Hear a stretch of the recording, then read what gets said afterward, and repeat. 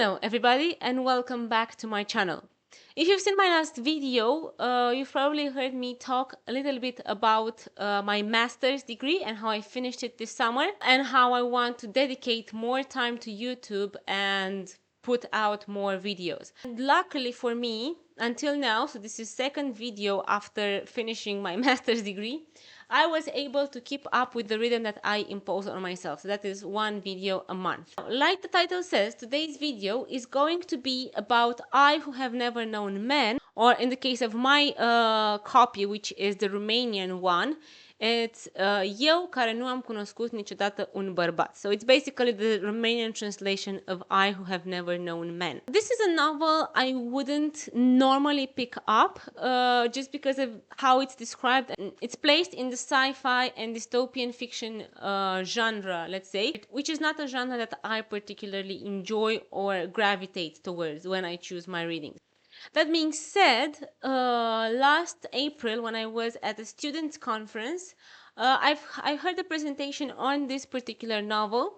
I don't remember what the title or the presentation was exactly, but I do remember feeling intrigued by the premise of this novel and by its mysterious aura. But it was April, I had other things in mind, my master's degree, so I didn't even think about buying it, not to mention trying to read it. But now I had the opportunity to do it. Again, I don't really like dystopias, but at the same time there are well-written dystopias that I liked a lot. I even have a video on my channel that is on Brave New World. I don't think it's my best video, but I really liked Brave New World. The Handmaid's Tale, which this novel is compared to, I also liked that. So it's not like I don't like dystopias at all. Now, I've read it and I have a lot of thoughts on it that I'm going to share with you in this video.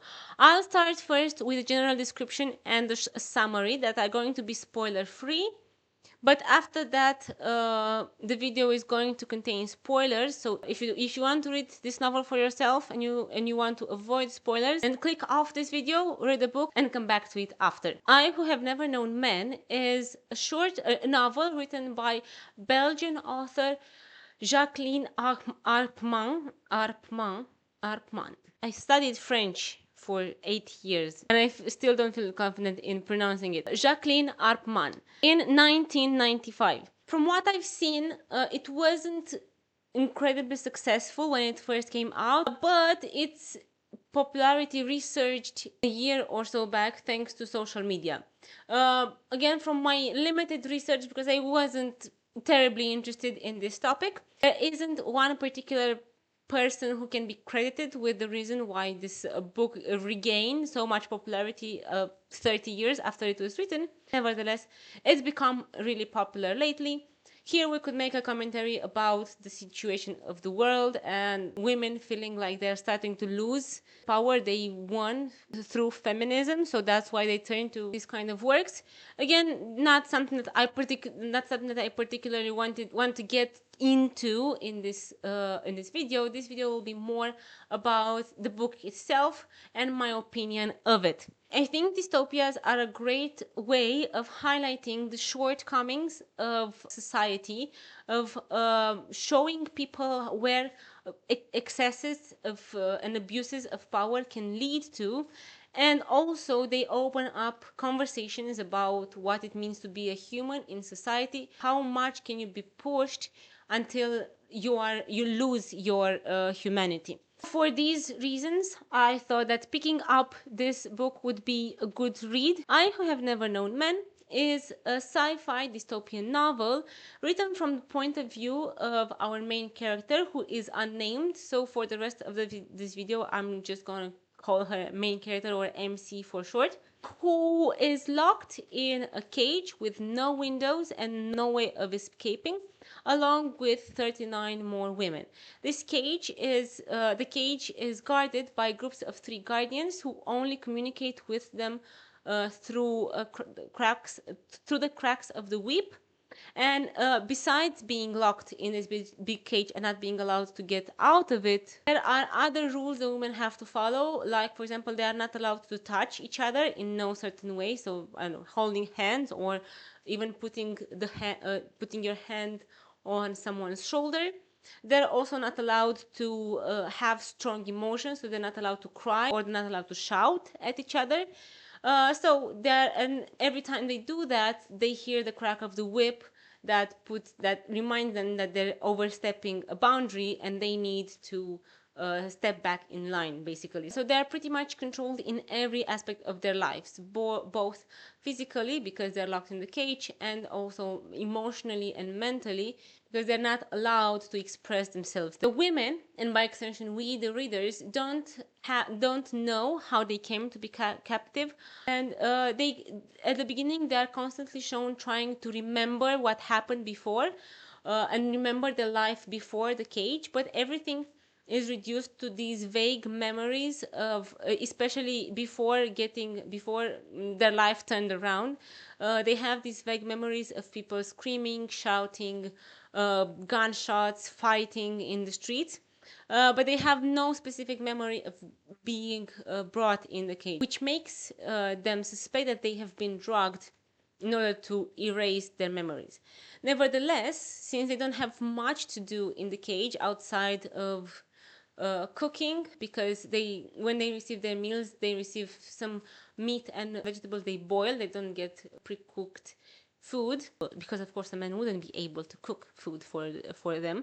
As I was saying, they don't have much to do in the cage, so what's left for them is to continue to talk about their life before, trying to remember as much as possible, even though their memory seems to fail them. Not only because of these suspected drugs, but also because at the point when we start the story, it suggests that it's been around a decade since they've been trapped. So, of course, the time also contributes to their loss of memory. MC, however, cannot take part in reminiscing about the past because, as opposed to the other women who were brought in the cage as grown-ups, she was brought in as a little child. We're told somewhere around 3 years old, but again, every age given and every number given is an approximation because they don't have any way of counting days, of counting years, and of knowing exactly how much time has passed. They also didn't know each other before coming to the cage, so they didn't know how old the MC was, but around 3 years old. So she basically grew up in this cage and she doesn't have anything to remember about the world before, which of course makes her feel like an outsider because she doesn't have anything to share with the others. And furthermore, when the others talk about their past lives, they do so hiding from the MC. Now, this is not with malicious intent. In their mind, they just think that it would be worse for the MC to know that they used to be a better life, a life where they had freedom. So in their mind, they're protecting her from more suffering. But of course, the main character feels left out because she's very isolated, even though she is in this cage with these 39 women. Feeling empty and left out, our MC starts to eye one of the guardians when she notices that he is much younger than the other guardians that walk around the cage surveilling them. So she instantly begins to create all sorts of fake scenarios in her head using this image of the guardian, which makes her realize that now she has her own secret to keep from the others. So this gives her a sense of power because she no longer feels like the others have something that she wants and that they can withhold from her. Now she also has a secret that the others want to know and she can withhold from them. And this creates a bit of a tension between the MC and the other women. Eventually, though, they choose to come together and to share their secrets, hoping to find a way to escape or to change their situation because they seem pretty desperate to get out of the cage. This doesn't last long because one day, while they were feeding the women, they were putting the food in the food trap to feed the women for the day. A siren is heard all over, and the guardians run away and disappear without a trace, but leaving a set of keys in the food trap.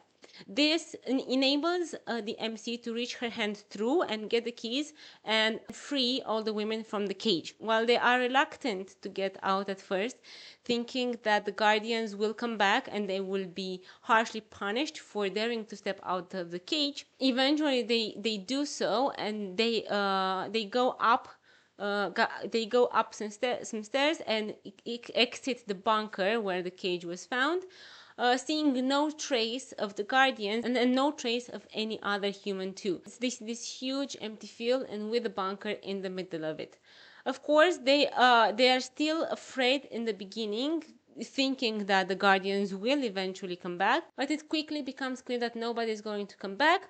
So they decide to start exploring and hoping to find other people in a city or other women who managed to escape from the cage. Luckily, they also find provisions, so they take everything they can with them and they start their journey. Through their journey, they don't find anything else but other bunkers, where unfortunately the people locked in weren't as lucky as they were. So all the people from the bunkers they find in the journey have died because they were locked in, and the guardians haven't even thought about leaving a key behind so they can escape.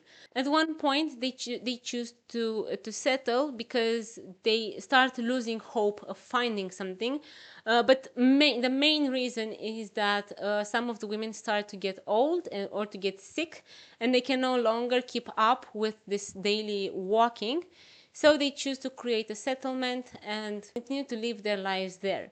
The MC is not too happy about this because she feels like she wants to explore more. She feels like there is something to find and there are answers to get. However, she is loyal to the other women. She also chooses to settle down with them. Stop here with the summary because I don't want to give you spoilers now. So this is the end of the spoiler-free part. From now on, I'm going to get into the analysis, and I'll also mention spoilers here and there. If I were to summarize all my issues, is that this novel is too much in too little space. So the novel is pretty small. It's around 200 pages. You can easily read it in one afternoon. However, it does touch on many different complex topics, which each could be a novel longer than this if they were to be fully explored. So obviously, when you have a short novel that touches on many subjects, there's only so much you can say about each subject, and the risk is that ultimately it's going to feel shallow, which for me it did. Amongst the topics tackled is what does it mean to be human and to exist? Does one exist if one doesn't have a history, if one doesn't have a past or a future? And this is the situation that our MC finds herself at the beginning of the novel, because like I've said, she grew up in the cage. There's no past life that she can remember, no memories that she can recall. But while she's in the cage, there seems to be also no future for her because they all live the same repetitive life. So in this situation, is she human? Does she exist? How can she find her identity without a history to cling on to? Because if you think about it, when we think about our identity, a big part of it is our background, where we grew up, who our parents were, what is our ethnicity, and so on. So if she doesn't have any of that, how can she define her identity? This dilemma is going to follow her throughout the novel until the end of the story, when she dies all alone, writing the story we're reading, hoping that someday someone is going to find her and is also going to find these pages she's written, and so they're going to acknowledge her existence and take on her legacy, let's say. The author seems to argue here that history and acknowledgement are essential to an individual's existence, which does put the MC in a very difficult position since she has no history and for the better part of her life no one to acknowledge her.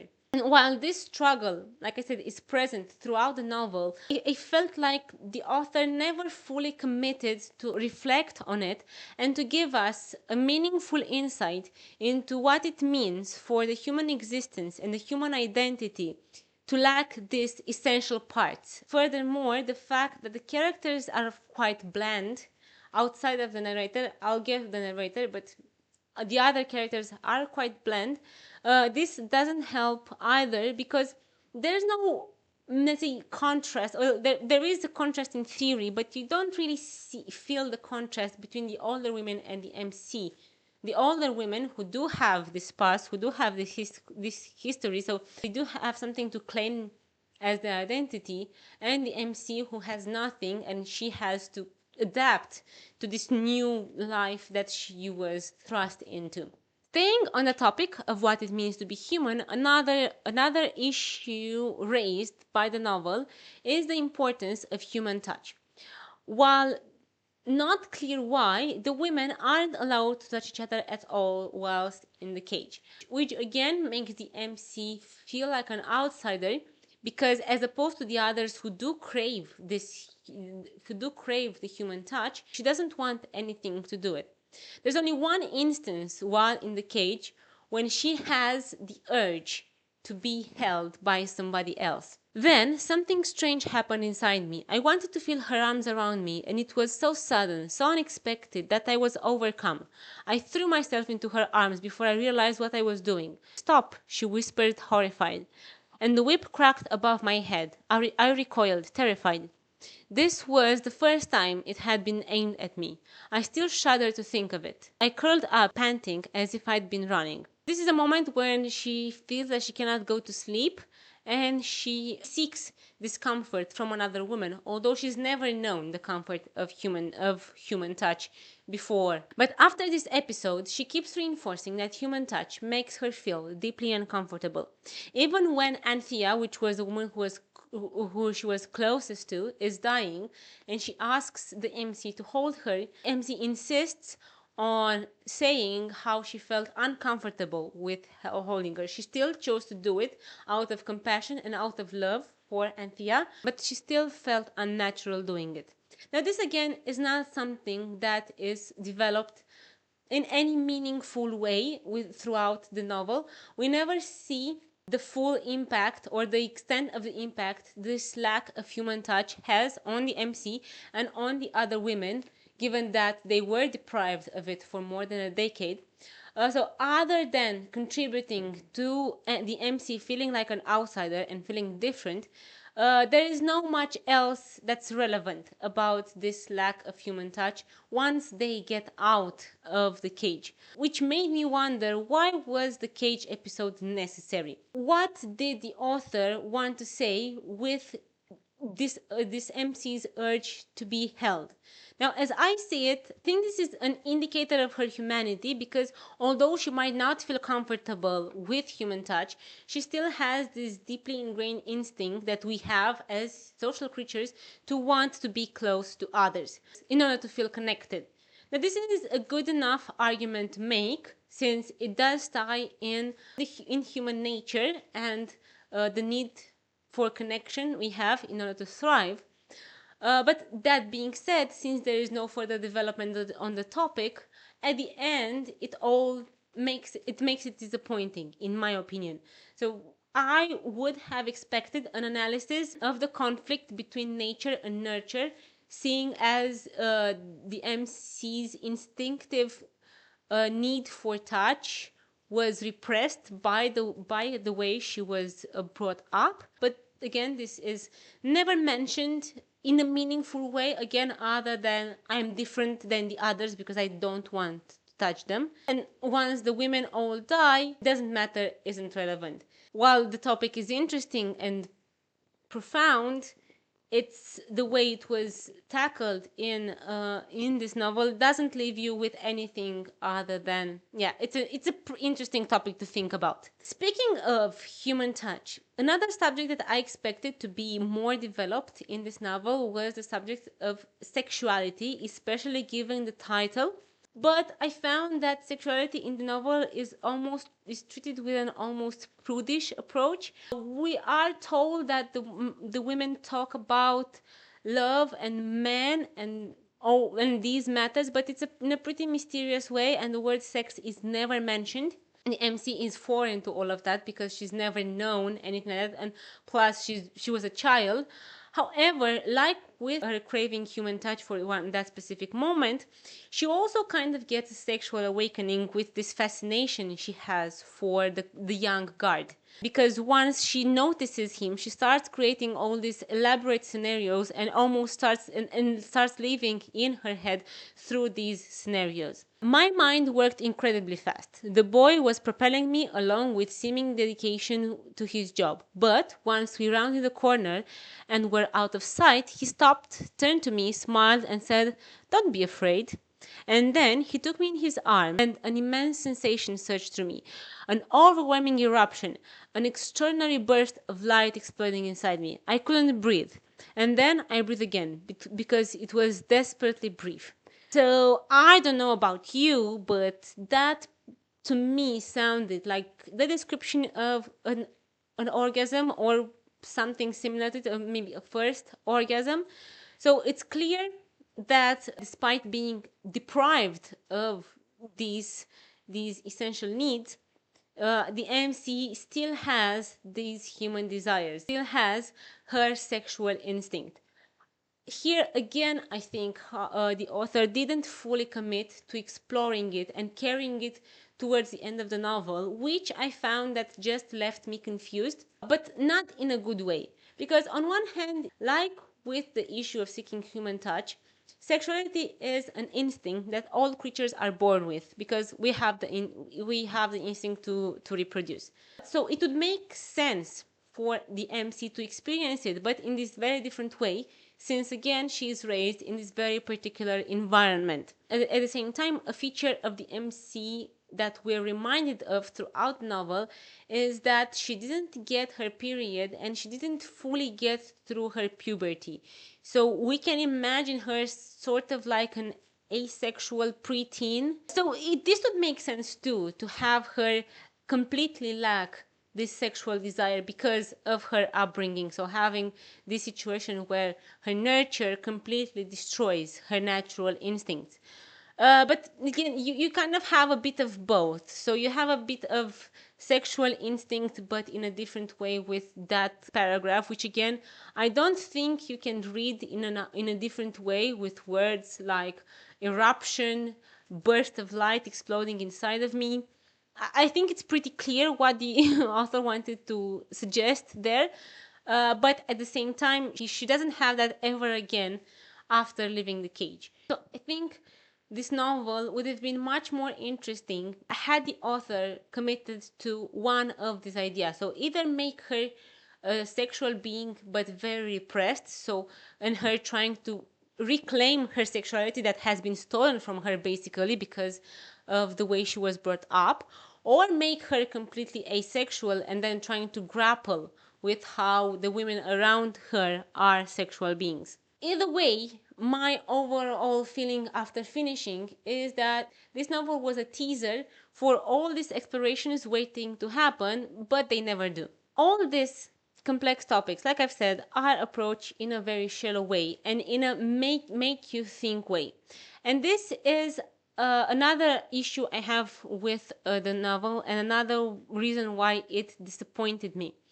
I don't think it has a consistent message throughout. I don't feel like Arkman gives us her philosophical perspective through this world she built and through her characters. There isn't something too meaningful you can infer about being a woman or being a human being, being deprived of essential human needs or being forced to go against your human instincts, other than the generic being locked up in a cage and forced to do these weird things is bad, and being all alone in the world and dying alone without anybody acknowledging you is tragic. Which, yes, of course, but then what's after that? What's more? Now, with that being said, I'm not saying that this novel doesn't make you think, because, like I've mentioned, it does raise these interesting topics that kind of make you want to reflect more on the essence of being a human, the essence of humanity, and what does it mean to have an identity? What does it mean to exist? And I'm sure some fans of this book would say that it's not supposed to have an overall message, not supposed to give you any conclusions. The point is that you draw your own conclusions. And that's all and good. I can accept that. But what I cannot accept is that not only you don't have a conclusion, like I didn't expect like a neat conclusion nicely tied up with a bow at the end. So that's all and good if the author prefers to let you draw your own conclusions. However, that doesn't excuse a lack of exploration, though. So I would have liked the author to go deeper in all the issues that she chose to raise with this novel. Although, to be honest, had she done that, I think this could have easily been like a 1,000-page novel, because again, there's so much to say on what she mentions in this novel. So I just feel like this is a very short summary for the people who don't feel like reading the whole thing. Going back to my point, what I want to say, it's just because it makes you think. And yes, don't get me wrong, if you are to read this book at a book club or with someone else, you'll have a lot to talk about, because there's many questions raised by the novel, and there's many questions that you ask yourself, and so you can start a lot of different conversations. That being said, a novel is just a starting point. It doesn't give you any material for debate. It doesn't give you any ideas to agree or disagree with. So that's why I think, yes, it does make you think. Yes, it could spark interesting conversations, but is having an interesting conversation starting from this novel the merit of the novel? As I see it, not really, because all the novel does is start with that question. What you do after, all the interpretations you bring, and even what I'm doing here, everything I'm saying, and I'm trying to explain, is just my contribution. But it's not much that I'm taking from the novel to do that, if that makes sense. Moving on. Like I've said, I also didn't like the narrator or the MC of the story. For one, personally, I felt deeply disconnected to her throughout the novel. And I do understand the fact that she is supposed to be different. Yes, obviously she's very different because she grows up in a cage. So she'll never truly understand or relate to others, which is a remark she makes multiple times throughout the novel. And the third or fourth time I was like, okay, I get it. You're different. What else? Because it's annoying when you're being fed this. And I'll just read three examples, but there are others. They'd appeared from nowhere, and now they had gone back there, and I was less surprised than the others, who had lived in a world where things used to make sense. But I had known only the absurd, and I think that made me profoundly different from them, as I gradually began to realize. Second fragment. It's true I know nothing of all that, and have no memories of my own childhood. Perhaps that's why I'm so different from the others. I must be lacking in certain experiences that make a person fully human. And third extract, I didn't really understand if that was what Anna wanted and we could offer her no other relief. Why was it so difficult for them to act? I think I understand them now that I have cried, but I can't be sure because even though I've spent most of my life with them, I am well aware that I was always different. With this last paragraph, I want to go a little bit back to what I was saying. Uh, so what she's talking about here is choosing to kill the women who are sick in order to stop their suffering, which is something the other women have issue with, because obviously you have this dilemma of human life, and are you entitled to taking a human life even if they seem to be suffering, which again is a complex and heavy topic to talk about. But like all the others, nothing much is said on it other than pretty much what we have in this extract. All right, now going back to our main character, the center conflict, I think, for the MC is her grappling with her own humanity and her feeling throughout the novel that she isn't truly human because she's so different from these other women, only for her to discover at the end of her life that despite her peculiar upbringing, she still has feelings. She has some sort of history. She has had experienced a life, no matter how strange. So this ultimately makes her human too. I just think that the length of the novel cannot possibly allow any meaningful conversation about this. And it also doesn't allow for the development of any meaningful relationships. So think about it, you have 40 characters that are could in a way be central characters because they are the only humans on the planet left the way it looks like. There's no way in 200 pages you can have a meaningful relationship between all of them. But not even that, not even the relationship between the MC and Anthea, who is her best friend, and the one she's closest to isn't fully developed. So when Anthea dies, and we have that moment of the MC grappling with her discomfort of human touch, but still holding her because that's what she wanted. I mean, yes, it was a sad passage in the same way you feel sad when you read some news about something sad, about, I don't know, a car accident or something tragic. But I never truly related to the MC's emotions, which I think was the point of this novel. I think the point was to show that, okay, this MC is very different from you, and she lives in this very different world, but still she keeps this essence, this human instinct that makes us all human and that we could all relate to, like grief for someone that dies, for someone who you care about that dies. But I never truly felt that. And for me, all her struggles just fell flat. Because as much as she couldn't relate to the other women, I also couldn't relate to her. This was my main issue with the novel. So if you were to give me this novel without telling me anything about it, no expectations, I just go in reading it, what I've said until now is pretty much the problem I'd have with it. But obviously, we don't read things in a vacuum. We see reviews, we see descriptions, and now I want to talk about the idea that this is a feminist novel and it being compared to The Handmaid's Tale. Because as far as I'm concerned, I don't feel like it could be considered a feminist novel. If you do start with the idea that this is a feminist novel, the title and the beginning also fuel this idea. Because I think the reader can quickly jump to the conclusion that the cage is also a metaphorical one for where women are trapped by the roles that are imposed to them in a patriarchal society. This interpretation, however, loses its validity once we learn that in some of the bunkers, some of the prisoners were men. So again, in this world that Arpman built, it seems like the men and women were almost on equal footing. And maybe the reason why the guardians were all men was just because of their physical strength and nothing else. As far as the past is concerned, again, while they don't remember much from the past, like I've said, the glimpses they have do suggest the fact that they were trapped by by the stereotypical gender roles that we know in society.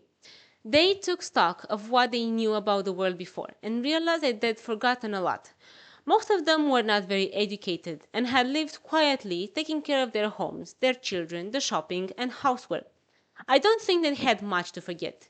They started to cogitate. Their minds were numbed and they found it hard. I think even the MC seems to be a bit judgmental of the fact that the lives that they reminisce about and that they wish to return to don't seem that exciting because they were in a way also imprisoned by this role of being a homemaker, of taking care of the home and of taking care of the home, the children, the cooking, and so on. But my problem is that this entrapment of women doesn't seem to have an end in sight. So regardless of if they're in their own lives, in the cage or outside the cage, the women are constantly trapped either by the monotonous life, the cage itself, or an existence without the prospect of ever returning back to what they knew as normal. And my takeaway at the end of the novel, well, again, I was pretty confused. So I felt like I was grasping for something because, like I've said, there's no conclusion you are left with. So you're grasping for whatever you can. My takeaway is that ultimately the women were deemed to be incomplete because they never met a man again in their lives. And this also comes through in how them having homosexual relationships it is perceived. After a while, I went to the toilet. On my way back, I noticed that some of the women were lying in twos away from the group, entwined under the same blanket. I found that strange. When I had the opportunity to talk to Anthea about it, she shrugged and told me they gave each other what they could. I didn't press the matter because I could sense she was embarrassed. The homoerotic relationships they develop after leaving the cage aren't the real thing. They do whatever they can to satisfy the sexual need, but since they don't have men, they can never be truly satisfied. Which I thought a bit interesting, let's say. I didn't like this idea that without men, these women have no chance of being fully complete, if that makes sense. Because yes, some women don't need men in order to feel satisfied within their life. So okay, anyway, moving on. Staying on the topic of sexuality and outdated ideas, something else that isn't explored and I would have expected to see more is the way the MC talks about her own body when she tries to explore it.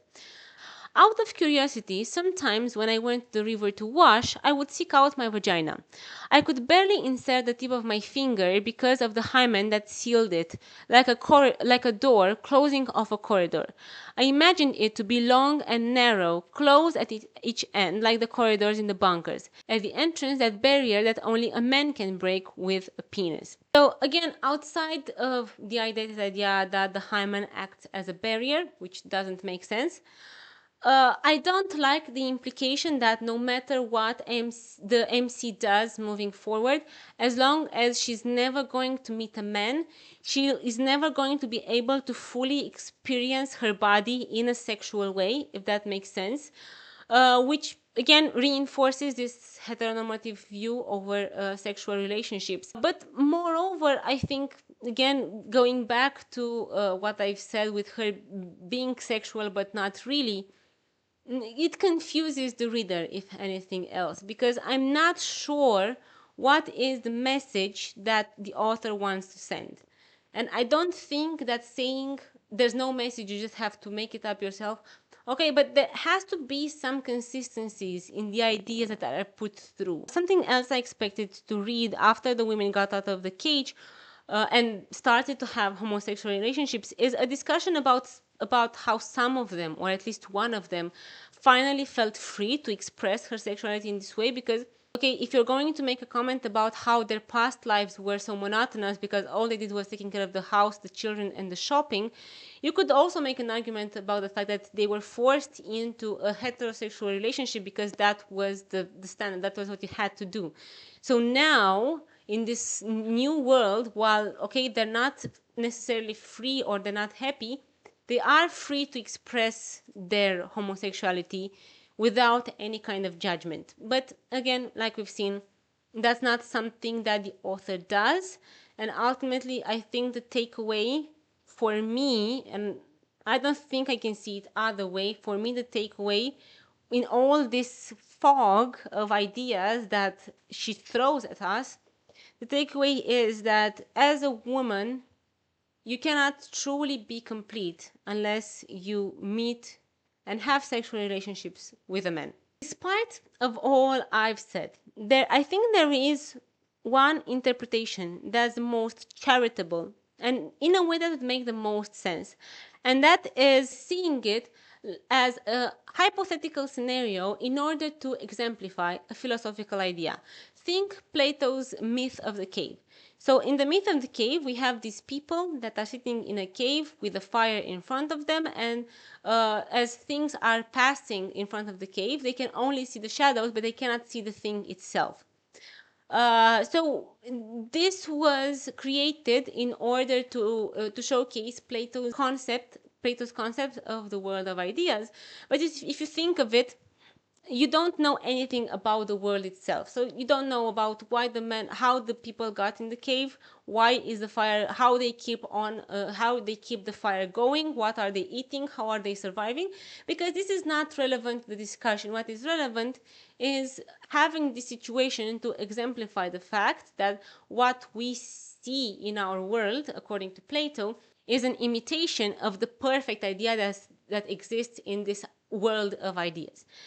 Now, I think in a way you could see this novel the same, given that you don't get any explanations about anything. So you don't know why the world is the way it is, why are they trapped, how are they surviving. There's no not there isn't much effort put into world building, which did made me think about it this way. Well, the problem with this interpretation, again, going back to what I've said, is that there is no consistent philosophical message that or philosophical idea that the author develops throughout the novel and that you reach a conclusion with. So I think for me, in a way, you can see it as a hypothetical scenario to illustrate absurdism. I think Camus' absurdist philosophy fits best with this particular novel, because the MC's journey does have some similarities with the myth of Sisyphus, with her doing the same repetitive thing and continuing to do it, finding purpose in a way in this absurd existence. But again, the problem is there's no meat to this. So even if I want to see it like this, and I think this is the most charitable way to see it, there is still no meaningful exploration of absurdist philosophy. So you're left to take and to interpret it however you want. Before I end this video, I have another section which we can call miscellaneous or further nitpicks of things that bothered me about this novel, but they're not so serious, or I don't know, I felt like they didn't fit that good in the previous sections. And the first one is that the universe is inconsistent. And again, here I felt like the author couldn't commit to one thing. Now, I knew going into this novel that I wasn't going to get answers. So I had, because yes, if you expect to get any explanations, you're going to be very frustrated. But I knew that I wasn't going to get an explanation. So that wasn't a problem for me. However, uncertainty, it's not an excuse for inconsistency. And for any story to be compelling, you do need to follow some sort of logic. You cannot just make things up as they are convenient to you or to your characters. First thing that I've mentioned before is that some of the cages have men. So why do they have men? Because again, if you have a cage with women guarded by men, that's pretty clear. It's a metaphor that's quite obvious, staring you in the face, and you can go on from that. I'm good. All right, let's see where that takes us. But once you add men in cages, then what's that about? What are we? I mean, yes, you could go about it and say, well, actually, it's because the patriarchy affects all of us, and it's a cage for both men and women. Yes, but still, I think it's a bit of a stretch. Moreover, okay, you don't want to give any details about how the world is built. You just want to focus on the characters, their relationships, and their development. That's good enough. But then why do you insist on dropping some hints that inevitably make you want to start theorizing about the world and start wanting to get answers? Because once you get that glimpse of, oh, this could be something, then you want to see what's beyond it, and you want to follow that thread. And here I'm talking about something that I didn't like is the fact that they conveniently find bunkers every time they need provisions. They are all stocked up with all things they need. They find cans, frozen meat, and the electricity never goes out, so the light is always on and the freezers are always turned on in these bunkers. Even after decades, after all the women die and the MC is just exploring alone, these bunkers continue to have ongoing electricity. And I was thinking, okay, let's say you have this amazing generator that can generate infinite electricity. You still need to change the light bulbs from time to time. So again, that this does make sense, and it gets even more annoying since the characters mention it. Because if the characters wouldn't have mentioned it, I was that part of my brain, it was shut down. I was okay. I'm not gonna get answers. I'm not going to ask questions about the world. I'm just going to focus on the characters. But once they start to point out these inconsistencies, you almost get annoyed because you're like, what am I supposed to do with that? Not much. Other hints that contribute to this frustration is when the MC finds the bus with the dead guardians, which all have a book of gardening in their backpack. And there's also the mention of them not being on planet Earth, because at some point Anthea talks about looking for certain constellations in the sky that she knew and not recognizing them. So it's very likely that they're not on planet Earth, and the guardians having these books of gardening would support this idea. And then when the MC finds that beautiful apartment with books, and she finds astronomy books again, it does support this idea. But again, what are you supposed to do with these details? Because because the author didn't fully commit to building a world.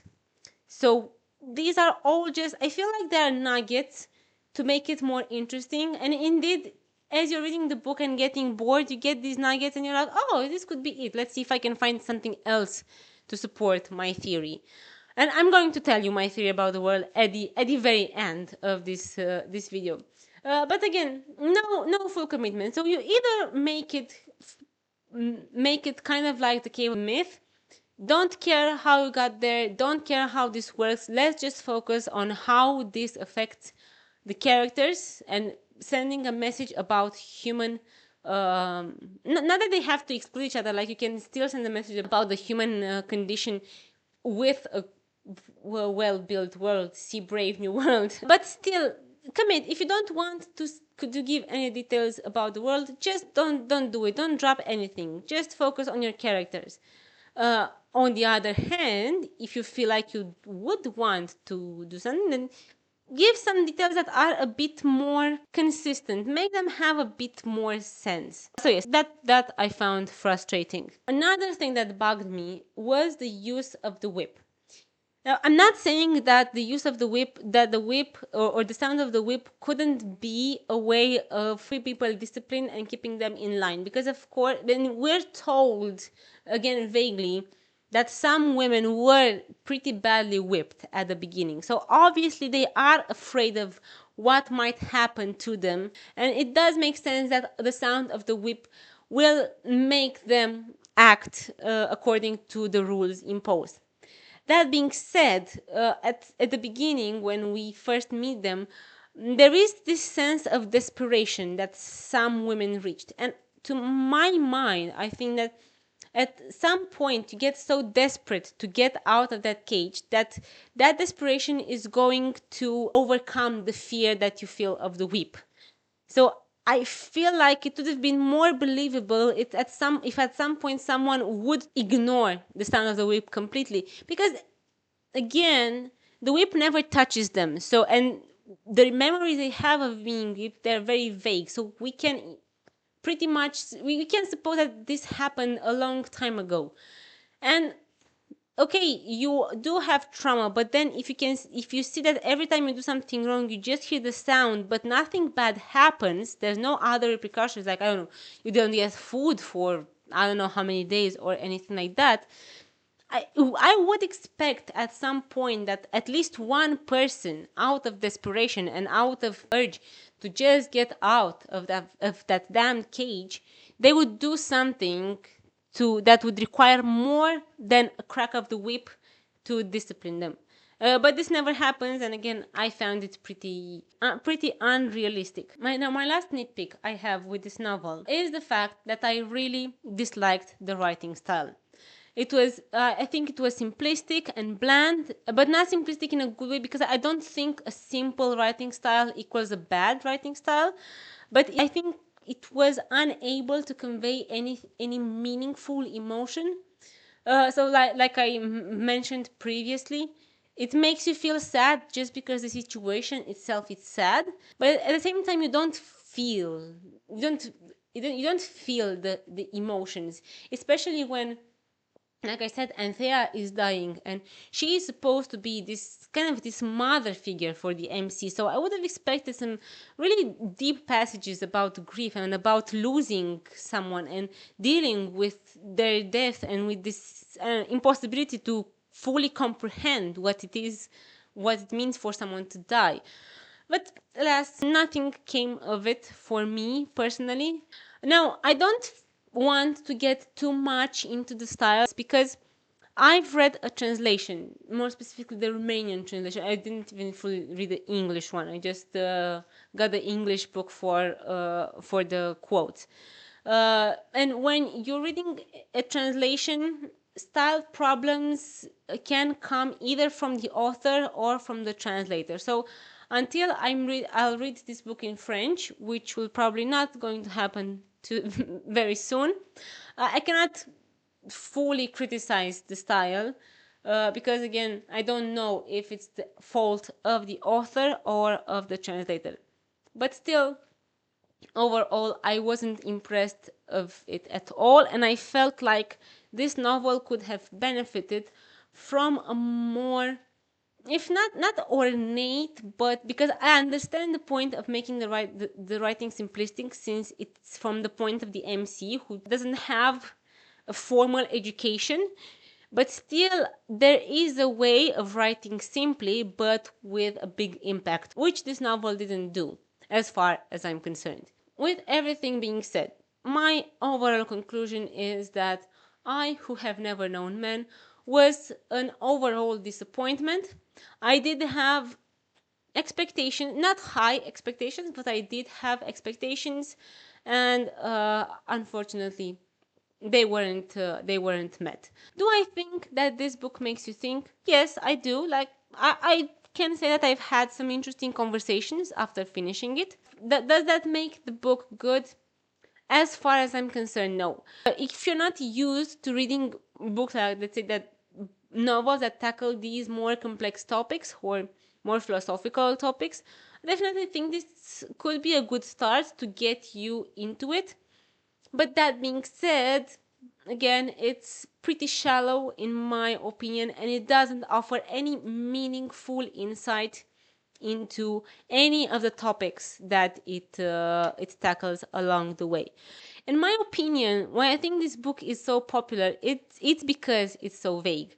So again, you can project onto it almost everything you want because it has so many pieces of so many topics, and it's written in such a vague way and an easy to understand way. It's pretty easy from that to go with your own interpretation and to put it onto it. But again, I don't think that makes this book good, and for that reason, I think it was a disappointment. Before I end the video, I promise that I'm going to give you my theory, and I'm leaving it for the end of the video because it's stupid and I don't take it seriously. But I think this, for me, this makes the most sense with this world. My theory is that there is an overpopulation problem and people find this other planet that they want to populate, but obviously they cannot do it, but obviously they need a process to do it, and that's why I think they take men and women who don't know each other and they put them in this cage in order to train them to be able to adapt to this new environment. So, and I think the lack of touch is part of that. I first thought that maybe they have to wear suits so they cannot touch each other to the suits, but then the climate doesn't require any special suits, so that theory fell off. But anyway, I think yes, the cage is a way to prepare and to see who is ready to repopulate this planet. And the siren that is heard means that something went terribly wrong. So everybody just boards onto their ships and goes back to planet Earth, and the people in the cage are left there to fend for themselves. And that is why the Guardians in the bus had gardening books, because they needed to learn how to grow crops on this new planet. And that is why the apartment the MC finds at the end is probably I don't know, a boss's apartment or the president's apartment, I don't know. And that is why she finds astronomy books there, because again they are traveling through space, so they obviously need them. So this is my theory about what's going on in this very vague and pretty frustrating book. Now, I think it goes without saying, if you've loved this book, don't take anything I've said personally. It has personal meaning to you. I'm not, by no means am I saying that it shouldn't. This is just my opinion and my interpretation. I think there are much better dystopias that do delve deeper in the topics they tackle. Again, see Brave New World, but also 1984 and also The Handmaid's Tale. I'd love to hear your opinions in the comments and your theories. What do you think is going on in this weird world? Another theory I had was with aliens. And I was thinking, okay, maybe the aliens are actually controlling all of that, and they are conducting weird experiments on humans. So if you have a ridiculous theory about what could be going on in this world, I'm happy to see it. But I'm also happy to see your more serious opinions. What was your takeaway from this novel? I feel like I've talked for a very long time. I had too much to say, and I feel like my throat is starting to hurt. So I'm going to stop here. Thank you for watching. Don't forget to check my Instagram page. I also have an Instagram page. If I remember, I leave it in, it's Delilah's Reading Struggle, because I forgot that my YouTube is Delilah's Reading Struggles. So on Instagram, I have only one struggle. So yes, follow me on Instagram if you'd be so inclined to. I don't think I'll post too often, but that's what the influencers do. So I've opened an Instagram page myself. And that being said, hopefully I'll see you in my next video. Bye!